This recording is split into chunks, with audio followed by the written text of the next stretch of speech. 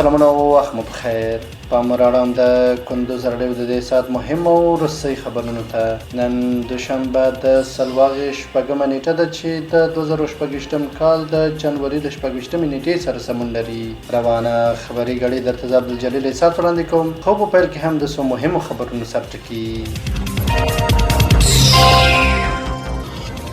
حنفي په بلخ کې د راستنه شوو کډوالو لپاره د مرستو ویش پیل کړ.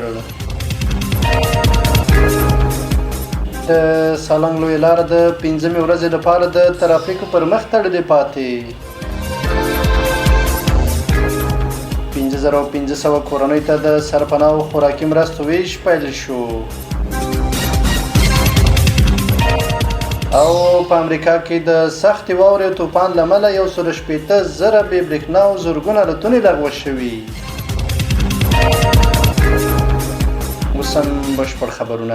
حنفي په بلخ کې د راستنه شوو کډوالو لپاره د مرستو ویش پیل کړ. د ریاست الوزرا اداري مرستیال مولوي عبدالسلام حنفي د یو پلاوي په مشرۍ بلخ ولایت ته سفر کړی او هلته د راستنه شوو کډوالو لپاره د مرستو د ویش لړۍ پرانیسته کړې ده. د مرستې د کډوالو چارو د رسیدنې عالي کمیسیون له لوري د مستحق کورنۍ لپاره ویشل کیږي. حنفي له خلکو غوښتي چې په سوړ ژمي کې له راستنېدونکو او بېوزلو هیوادوالو سره مرسته وکړي. د دې بهیر له مخې هرې مستحق کورنۍ ته 250 کیلوګرامه غنم او 50,000 افغانۍ نغدي مرستې ویشل کیږي. د سالنګ لویه لاره د 15مې ورځې لپاره د ترافیکو پر مخ تړلې پاتې.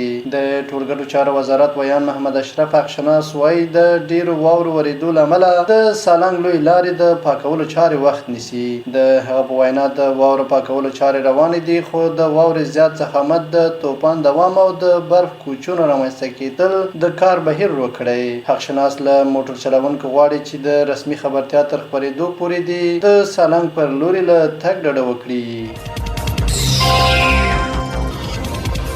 5500 کورنیو ته د سرپناه او خوراکي مرستو ویش پیل شو. د کور او ښار جوړولو وزارت ویلي چې تر اوسه هیواد ته راستنه شوو 5500 کډوالو کورنیو ته د کور لپاره ځمکې ویشلې دي. دغه وزارت په خبرپاڼه کې راغلي چې یوازې په تېرې اونۍ کې 2700 کورنیو ته ځمکه ورکړل شوه او په کونړ، لغمان، ننګرهار، کندوز، بامیان، میدان وردګ او کندهار ولایتونو کې د ځمکې ویش لا هم روان دی. خبرپاڼه زیاتوي د اسلامي امارت د مشرتابه په لارښوونه د تازه راستنه شوو کورنۍ لپاره د نغدي او خوړو مرستو ویش هم پیل شوی چې په دې پروسه کې هر کورنۍ د 50,000 افغانۍ او 15 بورې غنم ورکول کیږي.